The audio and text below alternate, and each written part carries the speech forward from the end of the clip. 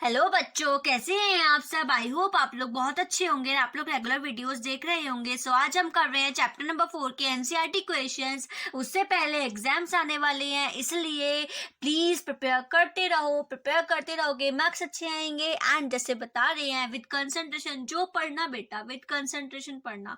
अगर कंसंट्रेशन के साथ नहीं पढ़ोगे, फोकस नहीं करोगे एक चीज पर, आपने पेंटेन का फॉर्मूला पढ़ा लेकिन आपको ये नहीं पता उसमें कार्बन ही कितने होता है, तो फिर आपका फायदा क्या पढ़ने का, है ना। सीधी सी बात। इसलिए जो पढ़ो सीधी सीधा पढ़ो, फोकस से पढ़ो, कंसंट्रेशन से पढ़ो, मन लगा के पढ़ो। जब मन ना हो तो पढ़ो ही मत, छोड़ दो, पढ़ो मत। लेकिन जो पढ़ना, जितना पढ़ना आराम से पढ़ना, संतुष्टि से पढ़ना। ओके। सो हम आज चैप्टर नंबर 4 कार्बन्स कंपाउंड के क्वेश्चन आंसर्स कर रहे हैं, जो कि पेज नंबर 68 पर है, न्यू पुरानी वाली बुक के अकॉर्डिंग। जो नई आई है उसमें आप एक बार देख लेना। ओके। क्वेश्चन नंबर फर्स्ट है कि स्ट्रक्चर आइसोमर्स बताइए पेंटेन के। C5H12 है। हम सबसे पहले कार्बन लिख लेंगे 5। आपको हाइड्रोजन नहीं लगाने, ध्यान रखना। सबसे पहले क्या करना है, आप लोगों को कार्बन लिखना है। हमने 5 कार्बन लिख लेंगे, 1 2 3 4 5। ठीक। हम क्या कर सकते हैं, इसको, इस कार्बन को यहाँ शिफ्ट कर सकते हैं, इस कार्बन को यहाँ भी शिफ्ट कर सकते हैं, कर देते हैं। अगर हम इस कार्बन को सपोज इस वाले कार्बन पे शिफ्ट करें तो कोई तो चेंज ही नहीं होने का। इस वजह से हम इस कार्बन को कहाँ पर शिफ्ट करेंगे, इस वाले कार्बन पर शिफ्ट करेंगे, तो हमारे पास क्या आ जाएगा, स्ट्रक्चर उसका चेंज हो जाएगा। ठीक है। ओके।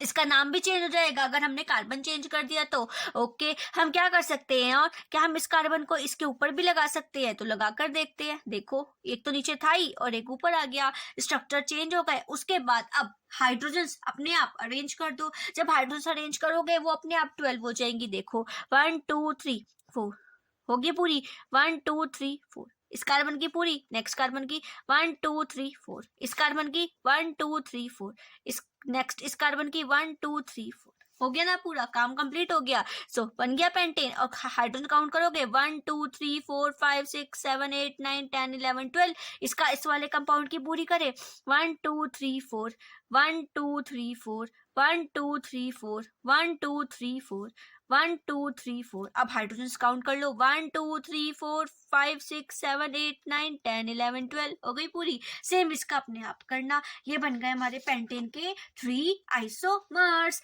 स्ट्रक्चर फॉर्मूला डिफरेंट कर दिया, मॉलिक्यूलर फॉर्मूला सेम है। ओके। नेक्स्ट क्वेश्चन आता है कि अगर हमको what are the 2 properties of carbon. Carbon की ऐसी कौन सी 2 प्रॉपर्टीज है जिसकी वजह से हम कार्बन के कंपाउंड्स को इतने दूर दूर तक हम लोग देख सकते, इतने सारे देख सकते हैं। तो कार्बन की 2 प्रॉपर्टीज होती है। एक है कैटिनेशन। कैटिनेशन का मतलब है कार्बन सिंगल चेन भी बना सकता है, कार्बन ब्रांच भी बना सकता है, कार्बन साइक्लिक भी बना सकता है, कार्बन कैसे भी बना सकता है। इसलिए हमें कैटिनेशन प्रॉपर्टी कार्बन शो करता है। दूसरी प्रॉपर्टी टेट्रावैलेंसी आती है। कार्बन अपने पास 4 वैलेंस इलेक्ट्रॉन दिखाता है, इस वजह से इस प्रॉपर्टी को कार्बन की टेट्रावैलेंसी कहा जाता है। ओके। नेक्स्ट क्वेश्चन पे आते हैं। What will be the formula and electron dot structure of cyclopentane? Cyclopentane का इलेक्ट्रॉन डॉट स्ट्रक्चर क्या होगा। पेंटेन, पहले 5 कार्बन लिख लोगे। कैसे करके लिखोगे, ऐसे करके लिख लोगे। 5 बोला ना, 5 कार्बन। 5 कार्बन का मतलब हमको क्या बनाना होगा, एक रिंग बनानी होगी, क्योंकि साइक्लो बोला है इस वजह से। तो एक रिंग फॉर्म कर लेंगे, 1 2 3 4 5। पेंटेन बन जाएगा। हमने मैथ्स में पढ़ा ही है, 5 जब क्या नाम है वर्टेक्स ऐड करते हैं तो पेंटेन बनाते हैं ना, इसलिए। ठीक है। ओके। अब हाइड्रोजन पूरे कर देंगे, 1 2 3 4 1 2 3 4 1 2 3 4 1 2 3 4 1 2 3 4। हर कार्बन के पास पूरे कर दिए। हमारा ये नॉर्मल स्ट्रक्चर बन गया। अब इलेक्ट्रॉन डॉट भी बताना है। कार्बन के पास पहले हम यहाँ पे कार्बन लिखेंगे 5 1 2 3 4 5। उसके बाद में कार्बन के साथ साथ उसके डॉट्स लगाएंगे, जितनी उसके पास वैलेंसी होती है, 4 होती है। 1 2 3 4 1 2 3 4 1 2 3 4 1 2 3 4 1 2 3 4 लगा दिए। उसके बाद हाइड्रोजन तो लगा देंगे, 1 2 1 2 1 2 1 2 और 1 और 2 लगा दिए। उसके बाद में इस कार्बन के साथ बॉन्डिंग करा देंगे, 1 ये ऐसे ऐसे ऐसे बन गया, हो गया हमारा काम। That's it, that is the electron dot structure. Okay, hydrogen का भी, हाइड्रोजन को यहाँ पर ऊपर रिप्रेजेंट कर दोगे, ठीक है। नेक्स्ट क्वेश्चन आता है, draw the following compounds, in compounds को बनाओ। इथेनोइक एसिड, ईथ मतलब, ओइक मतलब क्या बोला, कार्बोक्सिलिक कंपाउंड है। सबसे पहले कार्बोक्सिलिक लिख दिया, उसके बाद एथ, 2 कार्बन होते हैं, एक पहले से है, एक और लिख दिया। उसके बाद हर कार्बन की वैलेंसी पूरी कर दी। सी के पास डबल बॉन्ड ओ और एक OH है, तो सी 1 2 3 4 इसका पूरा, इस वाले कार्बन का पूरा नहीं, यहाँ पर हाइड्रोजन कंप्लीट कर दोगे, काम खत्म। ब्रोमोपेंटेन, वो क्या बोला, ब्रोमोपेंट, पेंट मतलब 5 कार्बन सबसे पहले देखने हैं। अगर कोई मेनली फंक्शनल ग्रुप होता है, कौन सा फंक्शनल ग्रुप, लाइक एज आपके पास फंक्शनल ग्रुप आ गया कोई कार्बोक्सिलिक एसिड, जैसे ये आया था, अल्कोहल आ जाए, सबसे पहले एल्को वाले फंक्शनल ग्रुप लगाने हैं। अगर तुमको फंक्शनल ग्रुप नहीं दिया हुआ है तो तुम यहाँ पर जो हमारे पास कार्बन का नंबर होता है उसको देखोगे, ठीक है। 5 कार्बन है, 1 2 3 4 5 लिख दिया। फिर क्या बोला, ब्रोमो, कहीं पे भी Br लगा दो, नंबर थोड़ी बोला कि 1 पे लगाना है, 2 पे। 1 ब्रोमो पेंटेन बोलता तो 1 पे लगाते, 2 बोलता है 2 पे लगाते, 2 कार्बन पे लगाते, 3 बोलता 3 कार्बन पे लगाते, अभी बोला ही नहीं तो 1 पे लगा देंगे। लगाने के बाद सबका वैलेंसी कंप्लीट कर देंगे, हो गया काम खत्म। नेक्स्ट क्वेश्चन पे आते हैं। ब्यूटानॉन, ब्यूटानॉन का मतलब क्या होगा, ऑन, ऑन मतलब कीटोन, सबसे पहले कीटोन लिख दिया। ब्यूट मतलब 5 कार्बन है, एक हमारे पास हो गया, और इसको किसका जरूरत पड़ता है, मैंने पहले ही बताया था, इसको बॉडीगार्ड का जरूरत पड़ता है, तो इसलिए एक कार्बन इधर और एक कार्बन इधर तो लिखना ही लिखना पड़ेगा, तभी बनेगा।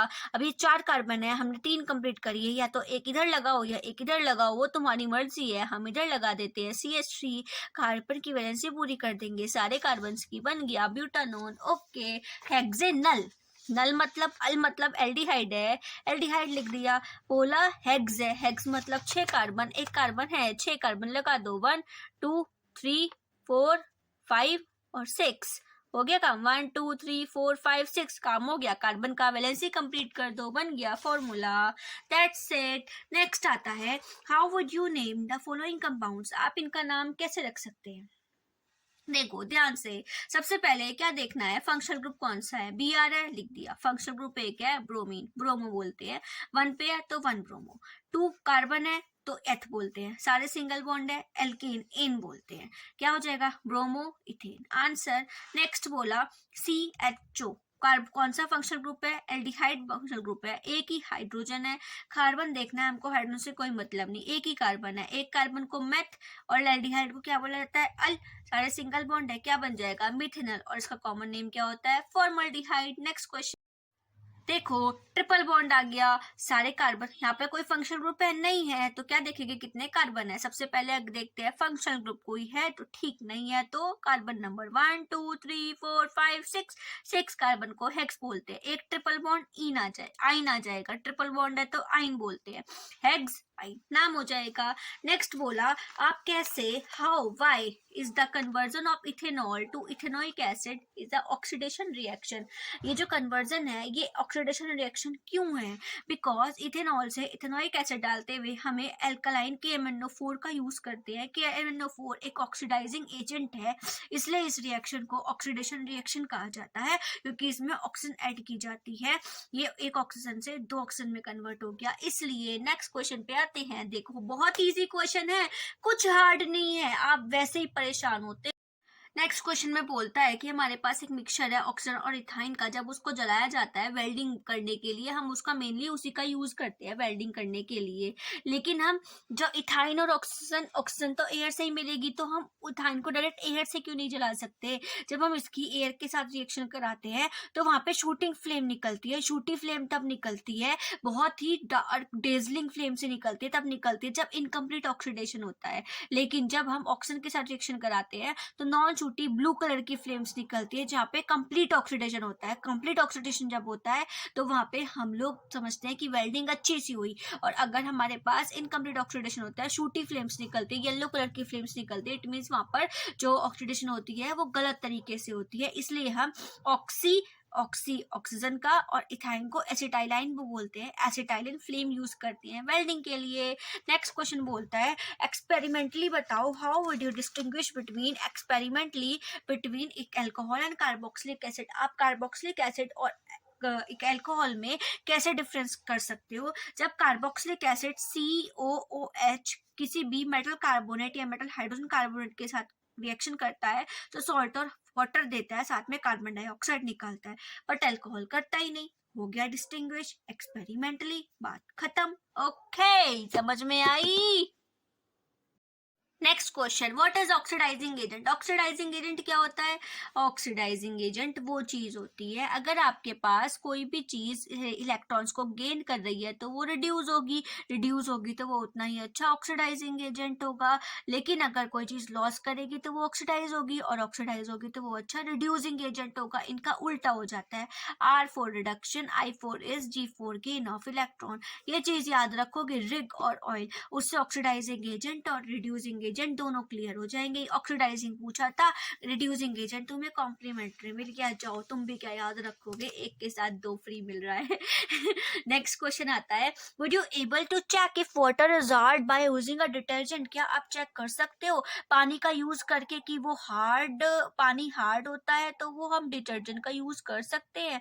नो, क्यों, क्योंकि डिटर्जेंट में हम जब पानी मिलाते हैं तो वो लेदर मतलब कि फोम फॉर्म करता है, मतलब कि ऊपर एक तरीके से बोल सकते हैं बबल्स आ जाते हैं, इसलिए हमें पता चल जाता है कि वाटर हार्ड है या सॉफ्ट है। ओके, नेक्स्ट आता है तुम्हारे पास क्वेश्चन नंबर सेकंड, क्या सेकंड पेज नंबर 76 का। पीपल बहुत सारी वैरायटी के वॉश क्लोथ्स यूज करते हैं, जैसे कि वो आ जाता है, क्या नाम है तुम्हारा, घड़ी या फिर सर्फ एक्सल, एरियल वगैरह वगैरह।